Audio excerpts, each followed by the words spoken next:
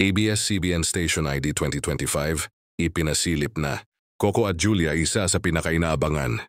Pinasilip na ng ABS-CBN ang unang teaser ng kanilang 2025 Christmas Station ID at gaya ng inaasahan, agad itong nagpasabog ng excitement at nostalgia sa mga kapamilya fans. Ngunit higit sa lahat, ang pinaka-pinag-uusapan ngayon, ito ang muli na pagsasama sa video. Unang tambalan at real couple na sina Coco Martin at Julia Montes sa unang patikim ng teaser na inilabas sa social media. Kapansin-pansin ang mga behind the scenes, clips ng iba't ibang kapamilya stars at marami ang naniniwalang isa sa mga pasabog ay ang Coco Jul.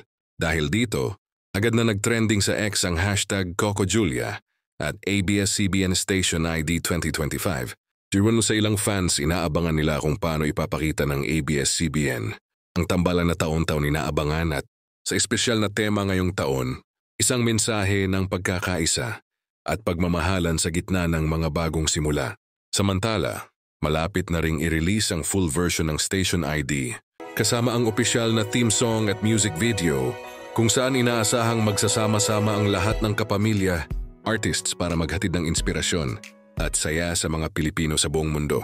Sa bawat taon, hindi lang kanta kundi damdamin ng bayan ang pinapaalala ng ABS-CBN, Christmas Station ID, at ngayong 2025, mukhang mas magiging makulay, makabuluhan, at mas nakakakilig, lalo na kung matutuloy ang paglabas ng Coco Jules.